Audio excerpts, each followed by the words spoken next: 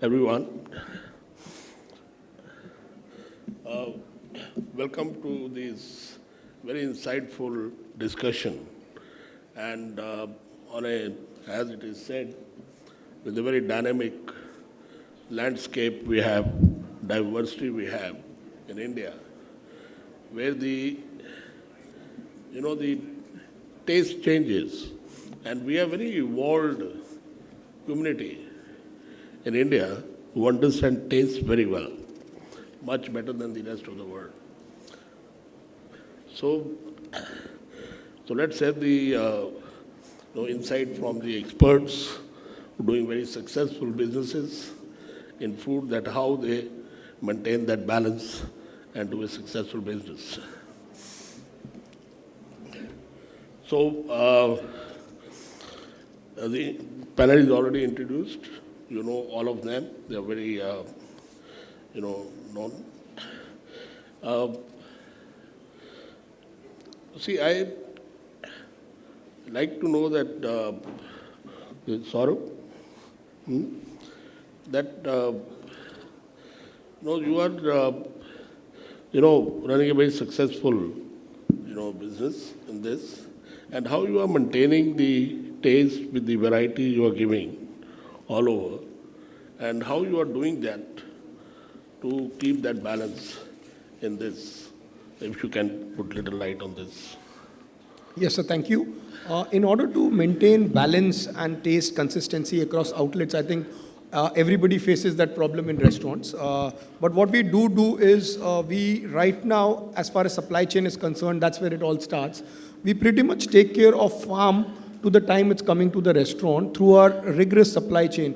What happens is, for example, we don't do red meat in India because there is no red meat farming. We don't know what the goat would have eaten or the sheep would have eaten. But there's chicken farming available, so chicken happens.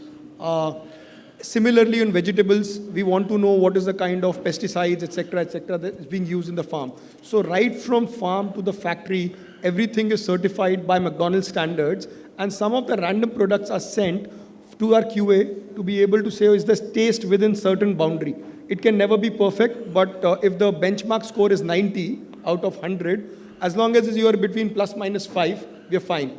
So there is one control at that level. The second is about the restaurants. Now, things can go terribly wrong because so many people are touching it.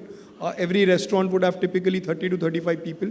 So to ensure a little bit of automation, so that they don't have to apply their mind. So for example, almost for all the patties, either we are going to have a separate fryer or a separate griller with its own time of cooking, etc. So we try to make sure that everything is mechanized to a level where people are making as minimum error as possible. However, nothing also replaces the amount of training we do in the restaurant. It's pretty much, I think, 1/10 of our operating hours go into the training of the people, because there is high churn. So new people come, they get trained. So right from farm to the restaurant, I think it's all about rigorous checks, trainings, and making sure the source of the product is consistent. Oh, that's fine. This is the, you're talking about the standardized ingredient you have. At every level, the specifications are, all written, and accordingly you receive or you get the ingredients.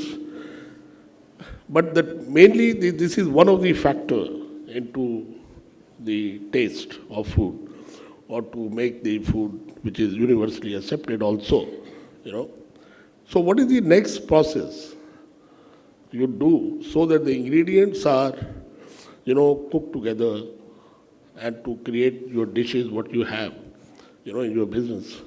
So what is that way? That is the major difficulty. You can buy the ingredients. Supply chains can assure you these days they're very developed. So how I see it, chef, is there are 3 layers to it. The first layer is actually the layer of whether it's relevant to me. For a vegetarian, something is relevant. Non-vegetarian, something is not relevant. In non-vegetarian in India, if you serve beef, you don't have a market. So first layer is relevance. The second layer for me is cultural context of what does this country do. Like for example, when we came to India, the bun eating behavior was pretty much non-prevalent. Yeah. So we had to ride on whatever minimal bun eating relevance at that time was an aloo tikki, and hence makalu tikki came into being. And the third nuance is the taste nuance. to me. So relevance, culture, and taste. I think on culture, for example, very recently we launched a millet bun because there's a movement around how do we make sure the products are millet related, etc.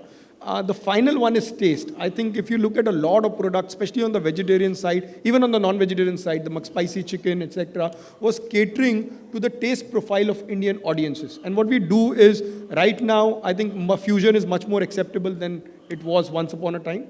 So you have to also see what flavors will work with India. They're similar, but they might not be Indian. So for example, Mexican aloo tikki did quite well for us back in the day when we launched the Mexican flavors because it's got its spice. It's not completely Indian, yet it gives you a mouthfeel of an Indian product. So I think that's what goes into the menu build up for us. We first start with the consumer of saying, what are the gaps? Then we go on to say, are there cultural nuances which we want to capture? And third, what's the kind of taste profile which we want to complete? Like, for example, we've got a menu product, a cheese and corn patty, which goes in the Maharaja Mac. The inspiration of it came from a lot of places in Indore, where cheese and corn was a uniquely Indian concept and was liked with pretty much whoever went to Indore. So this is how you take inspiration, you put it together, then put in consumer testing, and then if it's liked, it's liked. If it's not liked, you change the product. So that's how it goes, chef. Nothing different. Great. Harpal, the master. So, And Harpal wear many turbans. He's a dancer, he's a comedian, he's a food expert, and very popular food demonstration, and running the restaurants also. And it's a very, we feel very proud. thank you. When we talk to you or see you. And your culinary expertise are very renowned, everybody knows about it. So how you see the evolution of Indian cuisine and blending with the traditional flavors and tastes with the global business? So, and the global influence. So what are the opportunities does the present for Indian chefs and the restaurateurs? So I think, chef, in the last 3 years that I've been managing my own restaurants, previously we would consult restaurants, extend our brand. Now we wear the shoes of an owner and, trying to set up things. And now for me, I come from a background where we are saying that we are chef-driven restaurants with high impact and high expectation from guests. So that is the big challenge for us when we open our restaurants. So whenever somebody walks in inside our restaurants, they expect that we should be serving out-of-the-box things for them. We should be doing exceptionally, memorable dishes for them. So with that thought, we created a menu line which was extremely, interactive, I would say. At the same time, also leaving an impact on the customer. But under this all aspiration that we have, whether we call it fusion in some dishes, whether we call it quirky dishes in my restaurant, all of them had one common denominator, was an acceptable palate across the country. So that thought we had, I have two gentlemen who can afford to hire an agency to, give them a report on entering before they enter a market, कि ये market में enter करना है तो इस market में suitability क्या है, palette क्या है बताइए. And the other gentleman runs on automation which goes consistent throughout. I don't run in any of them. In the agency format, I only listen to customers before entering the market. I keep hearing from ladies, I keep hearing from children, I keep hearing from people what is that they want. Then we create a proper common profile, because you cannot go to every place and keep changing the menu, because there is tremendous training that is going to be extended to each restaurant. Then it's difficult to manage. For example, now we have about 11 restaurants.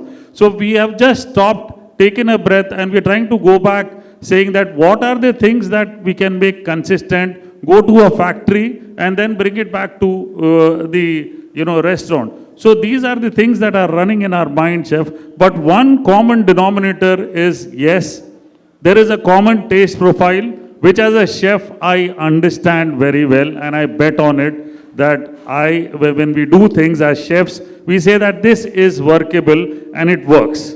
100% works, because there is hardly any change that I've done in my menu ever since I opened in 2021 until 2024. We have not done any changes in the menu. Yes, when we go to certain places, like we went to Indore, we added a flair to it by saying that, okay, let's honor the Indori karigars and let's bring their taste into our restaurant by serving a particular set of things which they do and we do it in our way. The same things, we do it in our way. So some of the things worked, some of the things didn't work. And we kept that as a separate menu itself, because we knew that to change the entire menu is a cost for me. To change one page is not a big cost for me. So I can immediately change what is not working. What works, I kept that in mind. And I think it is a tremendous time for chefs to step out and become entrepreneurs, because they are the people who understand what sells, what is taste, and that is what primarily matters to run a restaurant. So globally, we see a lot of Indian chefs, they're doing very well, and I'm sure people have great acceptance. I have a restaurant in Boston which does extremely well. In my restaurant, we do not go to the customer in Boston and ask, sir, would you like it mild? Would you like it spicy? Would you like it hot? No, we don't do that. I have a clear instruction. What is hot remains hot. There is no changes that will happen in a Rogan Josh the way it is. It will be served that way. If the customer wants mild spice things, there are other items in the menu. You better sell those things. We do not change them once it is standardized, because if we keep changing in the frying pan, it's never going to be consistent. And it's going to be very, very difficult for us to manage them. So we tackle subject matters in this manner, and I think globally there's a lot of acceptance. I sell a naan at $18 in Boston. So that is what we can do. And as Indian chefs, the best thing is our food has so much of therapeutic values.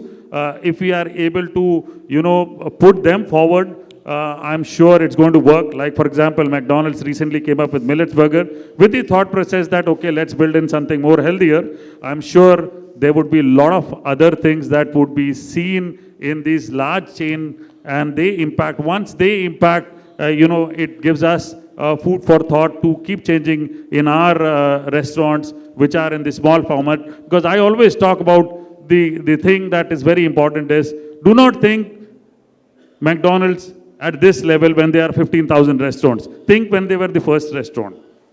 जब वो एक restaurant थे तब वो क्या सोचते थे, तब सोचिए. मैं आज 10 रेस्टोरेंट में हूँ तो मैं वो लेवल पे सोच रहा हूँ. मैं 15,000 रेस्टोरेंट के लेवल पे नहीं सोच रहा हूँ, क्योंकि जब मेरे 1000 रेस्टोरेंट भी हो जाएंगे ना तो मैं ऑटोमेशन कर दूंगा. लेकिन मैं 15,000 के लेवल पे रेस्टोरेंट पे कंपेयर भी नहीं कर सकूंगा और सोच भी नहीं पाऊंगा, लेकिन उनकी थीम, उनकी फिलॉसफीज वो जरूर ले सकता हूँ. Yes, we have in our restaurant, chef, we also love to honor all the karigars and bring them back into our restaurant and give them the dice that they much deserve. So as a chef and as an Indian chef, I only think what India can offer to the globe and bring pride to India, and that is what I do in my restaurants. Very good, Harpal. A lot of, the experience and the way you communicated, it is really from the heart of the chef. I can understand that very well. And one reason which I picked up from him is that I think is only in India or Indian cuisine outside the India, we keep wearing the food and we think it's a hospitality, why we are very warm, that we keep changing our food with the customer. No other cuisine, nobody asks in the whole world that how you like to have your food. If I go to France or Italy, nobody is going to create a taste according to me in their food. They will give the food what they have. And if your food is good, is well balanced with the taste, people will accept it. They will understand, they have come to the Indian restaurant, this is the taste what we get. When we go to the other cuisine restaurants, we accept the way they have the taste. So we must have a pride in our own food, in our own culture, in our own philosophy, in our way of cooking we do, and people will understand and people will appreciate with the time. That's why Indian food is struggling, still now, because we are changing too much our food. Mr. Jindal, you're from Biryani by kilo, is it? No, okay. What's your business? What's the Hyfun Foods? Okay. The Hyfun Foods now are playing a very important role, into the restaurant business or a food business.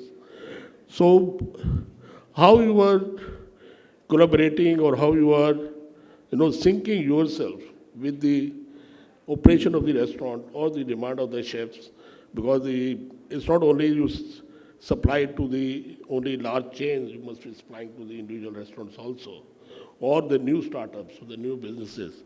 So how you are, doing your hyper supply business with the new restaurant or the startups, or you certify the chefs, into that. Hello, everyone. Good morning. Well, I believe that there has to be a good collaboration, between both the markets, the production of the food and the supply of the food. Yeah. So, good morning, everyone.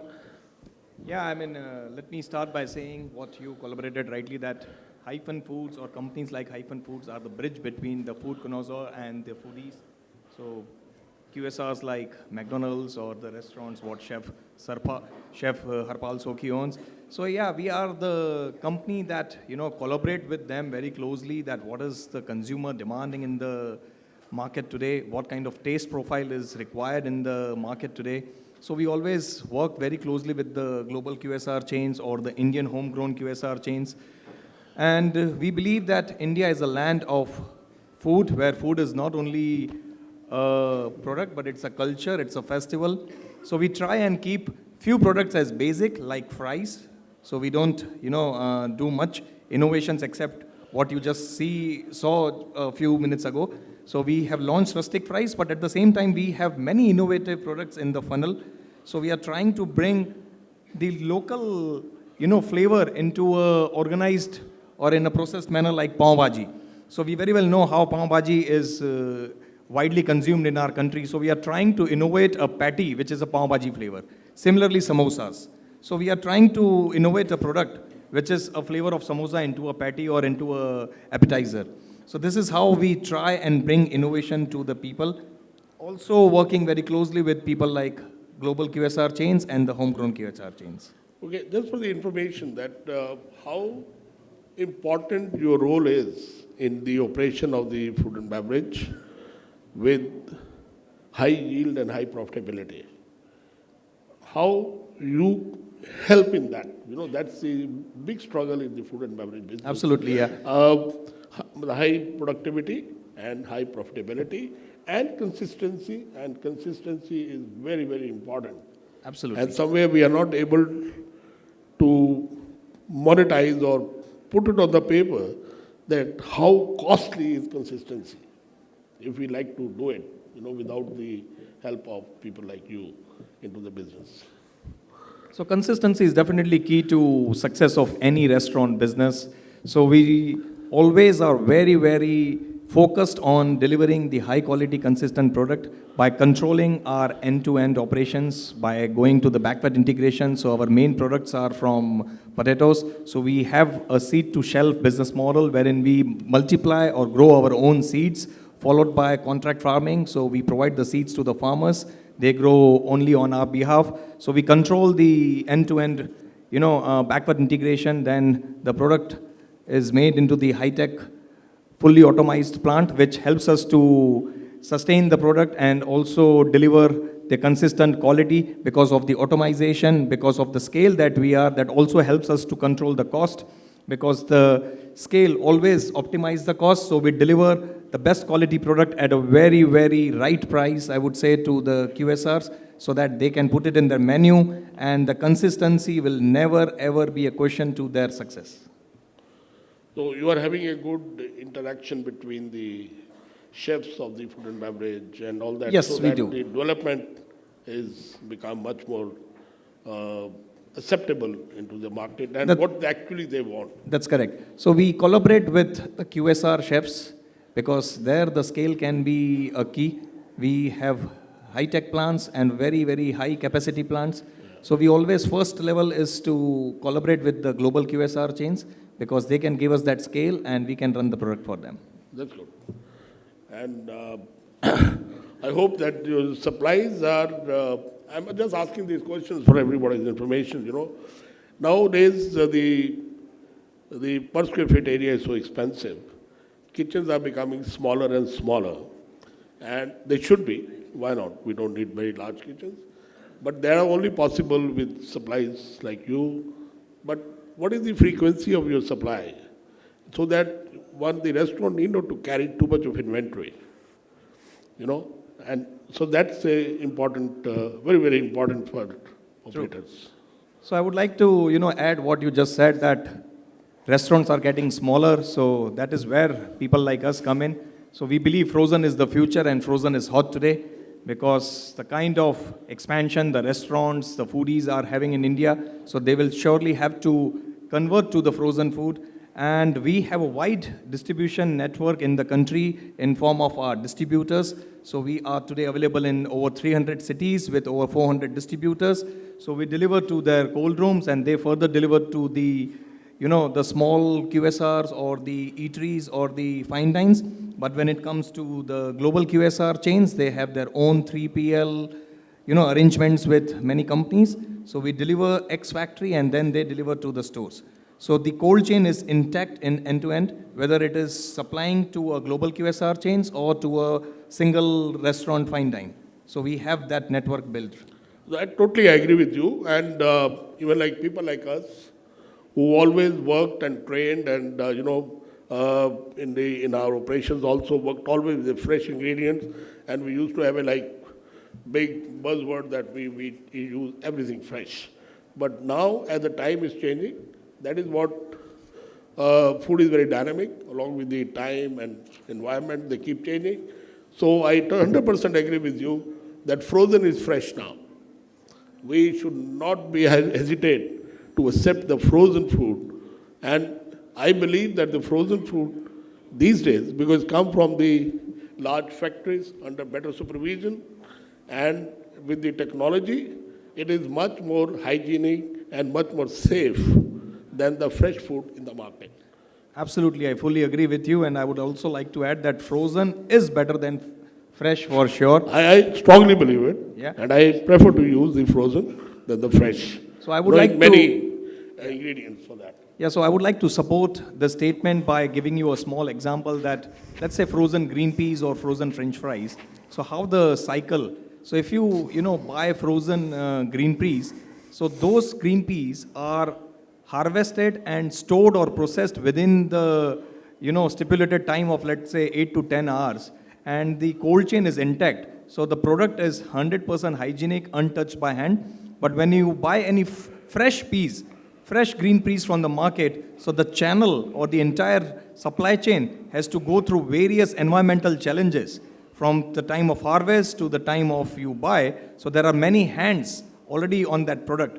The environmental pollution or the dust is already on that product. Even if you use any kind of solutions at home to wash them, but still you will not be able to take out the entire impurities from that product. Similar is with potatoes. So we store or process the potatoes within 8 hours of the harvest. That allows the product to be intact with the nutritional, values that the product has. And when you consume frozen French fries or you fry frozen French fries compared to your freshly cut fries, the oil consumption also reduces by a lot. So you are not consuming much oil. That is also healthy for your lifestyle. That's true. And even not only the frozen, and I believe, and maybe you support me in this, that processed food is not bad. Processed food we must bring into our system today for the consistency, for inventory, for high profitability and high productivity also. Ultra refined processed food is bad if it is bad, but not the processed food. So there was a time when we were using this term processed food is bad. Maybe the time was different. But otherwise, cooking is also a process. Even making a flour from the wheat is also process. So, but refinement of processing should not be, I will not encourage that to use.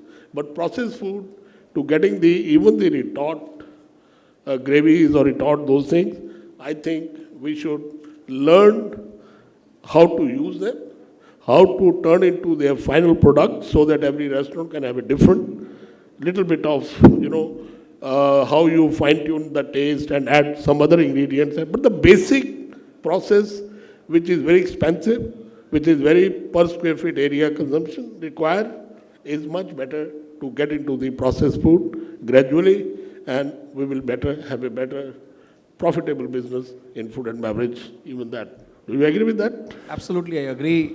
Processed food is surely, good for everyone, because if you buy any frozen fries in the market today, there are preservatives free. None of our products or the products that are available in the market today are having any kind of preservative. So it is the technology that helps us to preserve and extend the shelf life of any frozen potato product that you consume today. Even we are into manufacturing of frozen pizzas. We don't use any kind of preservatives to extend the shelf life of it. It is the technology that is helping us to preserve and extend the shelf life and giving you the fresh feeling once you fry or bake at home. I totally agree with you. Is what he's saying, I think is very important to read the label of the processed food.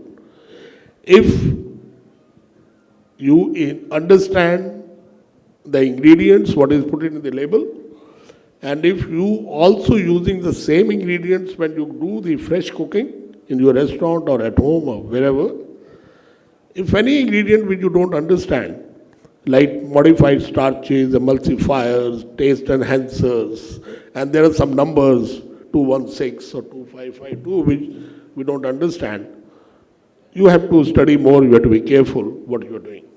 But the things, if are with the natural ingredients, but they are processed with the technology, and the shelf life is given, I think is very good, and try to use them as much. You can do it. But be careful with the label, what you read. Harpal, these days, the health aspects are, very much focused in the food. And according to me, if it is food, it's healthy. Otherwise, it will not be called food, it will be called something else. So, but when we cook it or when we produce it, maybe we do some kind of methods or kind of ingredients we add or something to make it, which may be considered as unhealthy. So, what is your take on this, and how you are, because we have to tell about, like you said the word before, therapeutic values of the food items and all that how much we now need as food experts to understand and use, and explain or educate our consumer that what is health food, what it is. I tell you just an example. When I was a corporate chef in ITC hotels for a very long time, and we planned a menu in the coffee shop only, and I was told by my senior management that we must have a page, health food page also in the menu.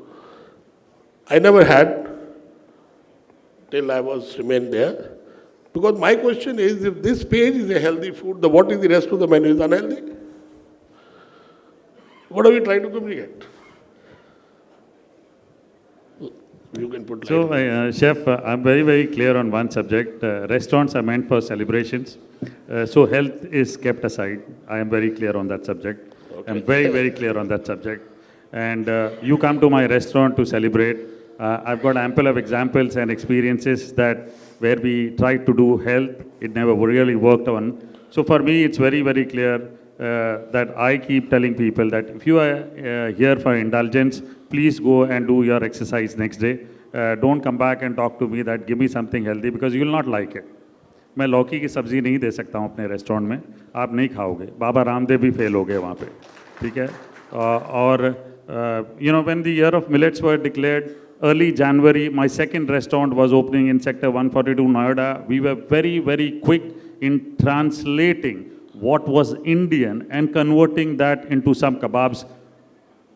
We did about 2 kebabs only, not much about it, okay. We did amaranth and beetroot tikki, okay. Amaranth नाम दिया तो बहुत खुश हो गए लोग. Actually वो लाल साग है जो 10 रुपए किलो मिलता है, चुलाई के बीच. एग्जैक्टली. तो जब amaranth का नाम दे दिया तो मैं कम से कम 350 रुपये में बेच सका हूँ. तो वो एक खास बात है. और वो अच्छी बात थी मेरे लिए कि हम मार्केट गए, लाल साग लिया, उसे amaranth का नाम दिया, ऊपर से puffed amaranth लगा के हमने बेच दिया. People accepted. I did a mixed millet and methi shami kebab. To some extent people accepted it. It didn't work over a period of time, but we're trying to push still. I believe that there are certain values that I bring into my restaurant. For example, I have a halwa called mirchi ka halwa. And it's an accidental affair that happened to bring it to the restaurant. And I work very closely with a doctor, Ayurvedic doctor called 𝐊𝐳𝐵𝐿𝐵𝐿. You all can always, browse about him. Very renowned guy. So once when I fed him, he said, Harpal, this is magical, what you have done. Because you have added all these sinful things, yet it brings in health value, okay? It brings in health value, and that's the beauty about it, okay? And what is the beauty? Ki you have an indulgent meal, and you have 4 spoons of the mirchi ka halwa. It acts like 2 kiwis, having 2 kiwis in my restaurant after an indulgence. And that worked really well. That really flipped my restaurant. And I always tell people that I don't talk much about it. I do not want to, bring it into a medical angle or an Ayurvedic angle. I say it's healthy. If you have indulged, have this. If you have indulged, go for a walk next day morning. But if you have indulged and you don't walk, then have the mirchi ka halwa. So we keep trying, doing new things, by experimenting new things. I want to bring a lot more things which do not actually impact. Very simple way of doing things in my restaurant is कि I know bring the दादी माँ के नुस्खे into health in my restaurant. तो जब भी rajma boil करना होता है या दाल बॉईल करनी होती काली, तो मैं अपने शेफ़ को कहता हूँ कि भाई पुराना नुस्खा ये है कि किसी को हैवी नहीं फील करना चाहिए दाल खाने के बाद, तो आप पहले दाल गर्म पानी में डालोगे, एक उबाल लाओगे, उसका पानी फेंकोगे, उसके बाद आप बनाओगे, तो आपको कभी भी जो एयर एलिमेंट है वो आप सप्रेस कर देते हो. तो these little factors which are there, I try to bring those factors. Like एक simple है, अनियन वाला लच्छा सब लोग कबाब के साथ देते हैं, राइट? हम कोशिश कर रहे हैं इससे कि कैबेज को प्रोबायोटिक बना के वो एज सैलेड दें with all the red beet. We are trying to do that. It's a big difficult task because होता क्या है कि वो कबाब हमने वो प्रोबायोटिक कैबेज रख दी, जो सर्वर सर्व करता कहता है सर वो पानी ट्रिकल होता है ना प्लेटर में, वो कबाब में चले जाता है तो कस्टमर चिल्लाता है, तो वो इफेक्ट होता है. So we are trying to continuously work on little things which are very Indian, very original and bring an impact to it. तो कोशिश यही करनी है मुझे कि भाई नान का आटा भी बने तो वो एक दिन पहले खमीर बने, ना कि वो ईस्ट से बने. Harpal, you are absolutely right. To use the Indian, our local level, the probiotic or very buzzword these days for absolutely thing. But the fermentation is probiotic, basically, and fermentation is a very ancient system of food processing or food cooking. Correct. In our country. In every state, there's a different fermentation products are there, which should be used along with the food so that people get the probiotic food along with the better digestion. No doubt, even like talking about the dals, all the legumes and the whole pulses, like to share, they all have anti-nutrients in it.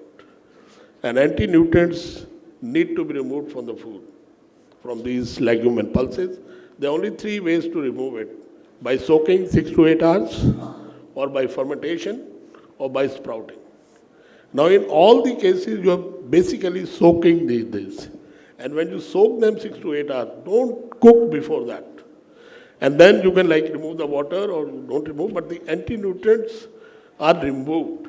Once anti-nutrients are removed, you will able to metabolize the nutrients of these legumes and pulses into the body. Anti-nutrients are not bad, but the action is very bad. They don't let the nutrients absorb into the body. So it becomes like waste, what you are taking. So anti-nutrients are very important. And these are very old systems, old practices in our cooking. Sir, can you please introduce yourself? And I'm sorry, but you're most welcome in the panel discussion. Yeah, sorry, I think I got a bit late and I think it was preponed what I thought is 12 noon, but sorry. So I run Biryani by Kilo. It is the biggest biryani and kebab delivery chain in India. We are in more than 40 cities, more than 100 outlets, and our USP is we make biryani and kebab fresh after the order comes. So it's not 20, 30 minutes delivery in today's quick commerce time. It's 50, 60 minutes delivery. So we deliver in the same handi in which the biryani is dum cooked.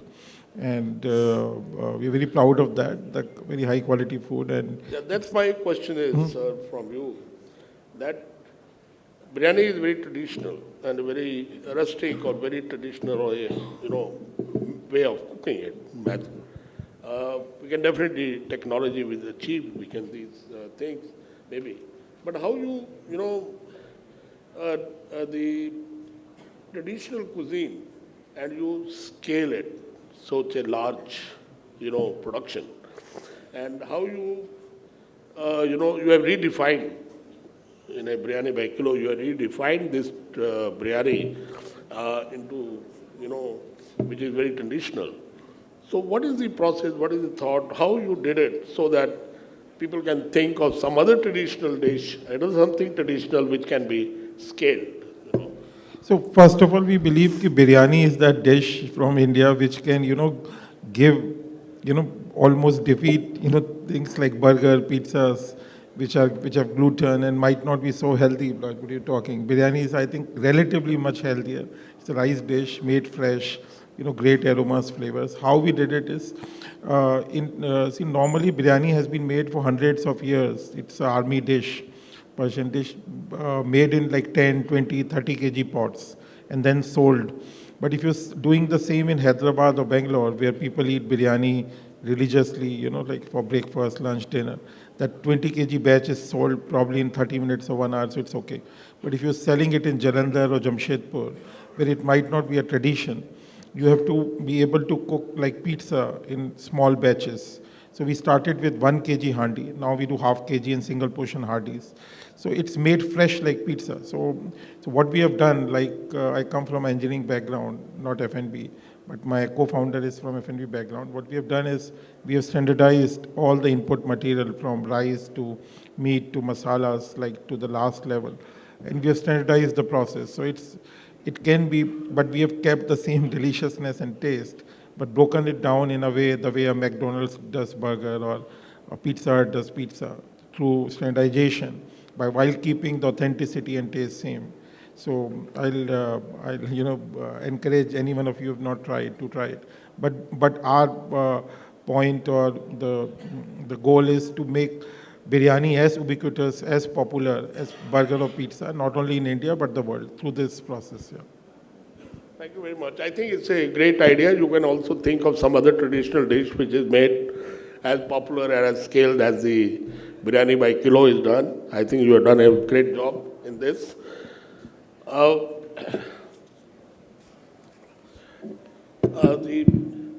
think we'll take another 10 minutes because I think the more questions, interaction will be much better what you have. Maybe questions what I'm asking may be relevant to you, few may not be. So we have 10 minutes more. And please open up, ask questions. More questions you ask, more the panel, the qualified people will be able to answer and give the solution, and which will be helpful to you when you do your own operations and the business you do it. Please open up, ask questions. Yeah, please.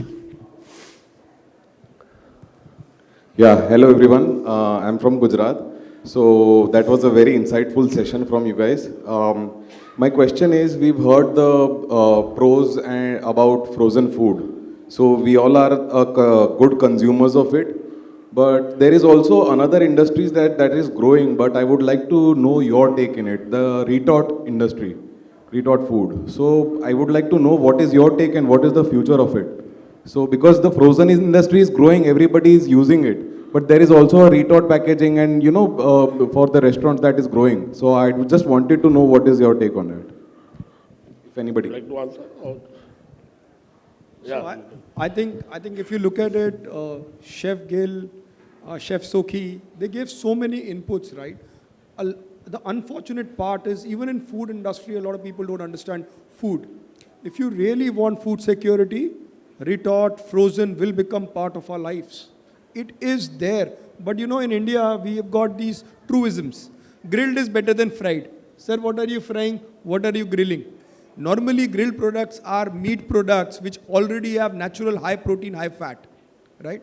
Vegetarian products don't have.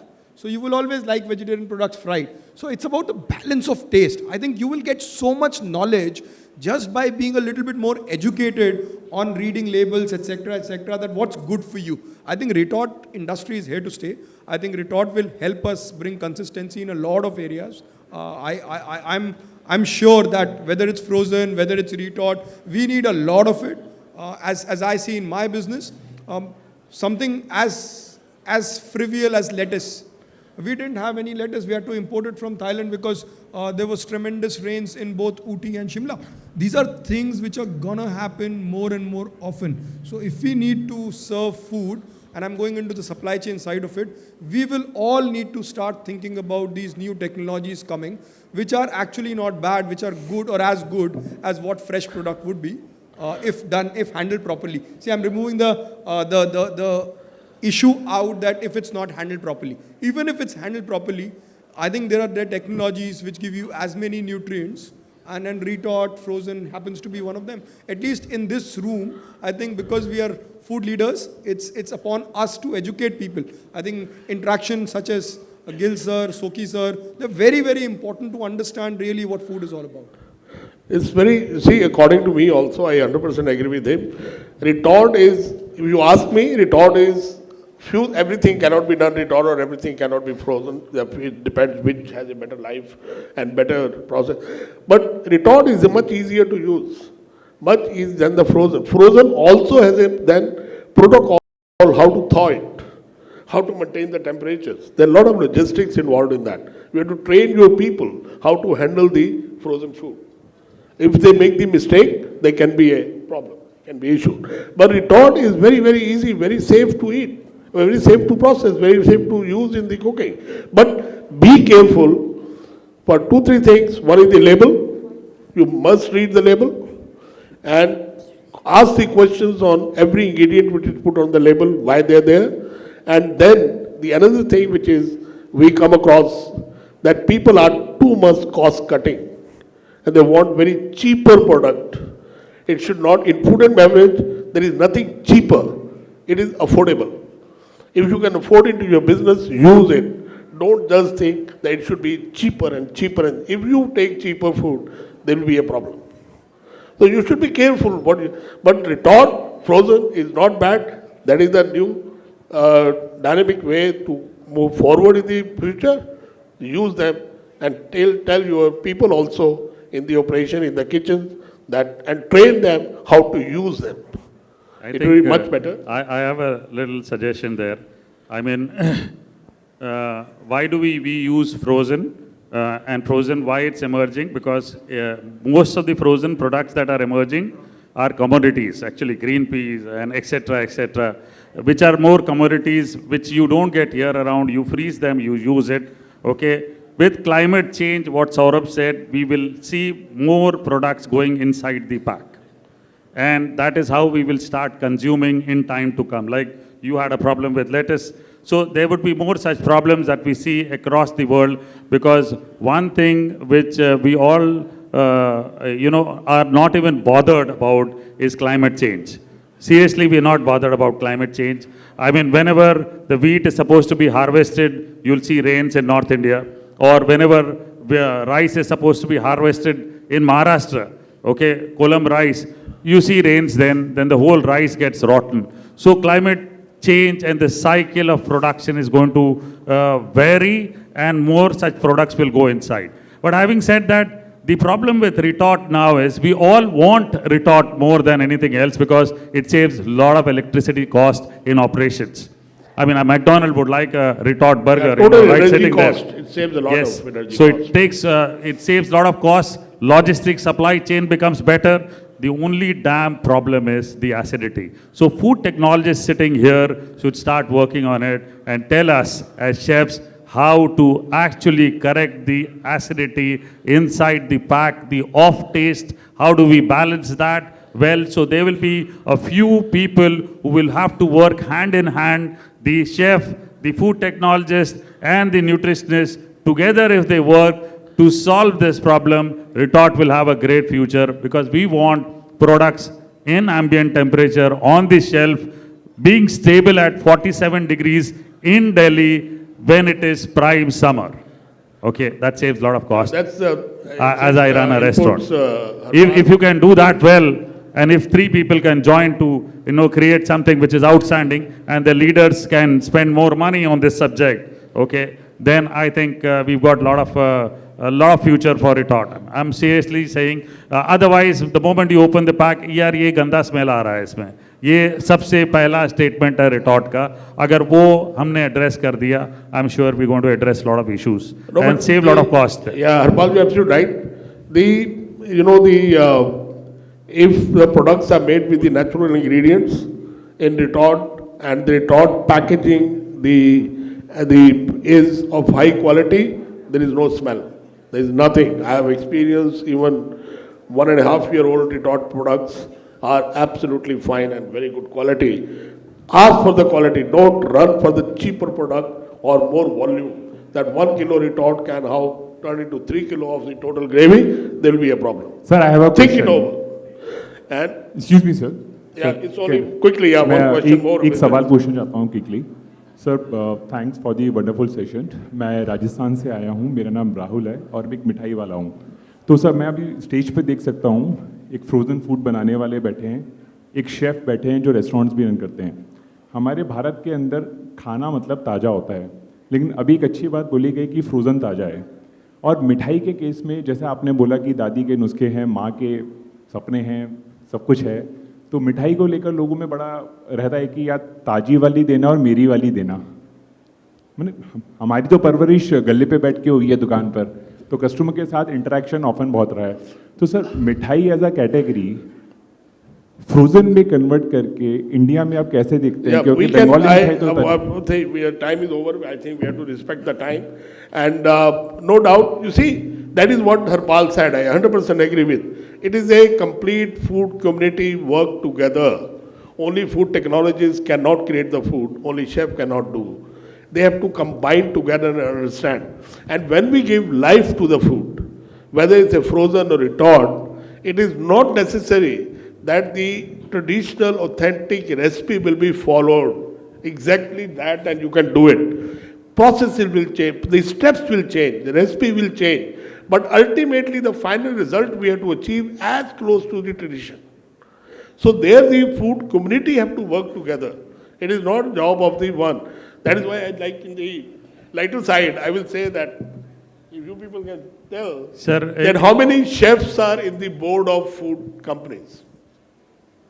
You have? You can tell me any? एक quickly And the board, this is the making. Answer दे देता हूँ sir. इनका answer दे देता हूँ sir. Well, gulab jamun को डब्बे में डाल के 1 साल तक खाते हैं सर, तो शेल्फ लाइफ वाली बात ही नहीं है मिठाई की. ओनली डेयरी जहाँ आती है वहाँ थोड़ा इशू है. ठीक है जी. आप पतीसा देख लो, आप बेसन की मिठाइयाँ देख लो, काफ़ी अच्छी शेल्फ लाइफ है.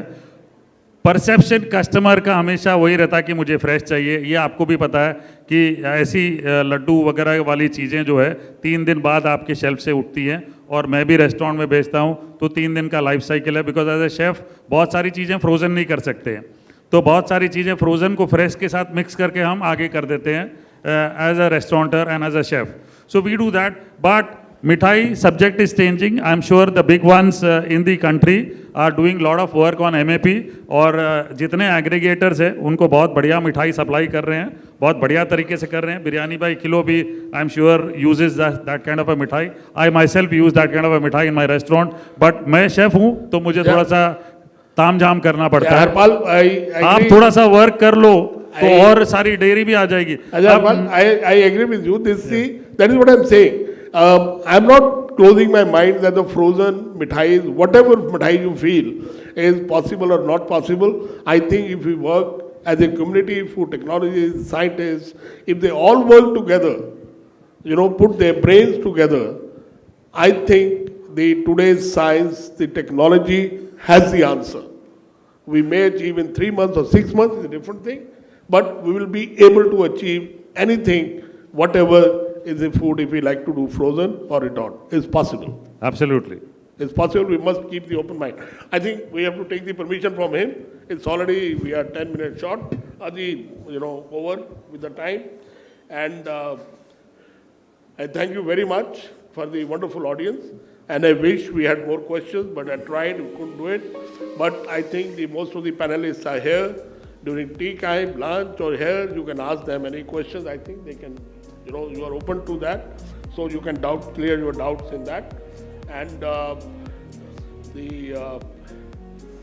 and thank you for that, to be a very patient and a good audience. Thank you very much.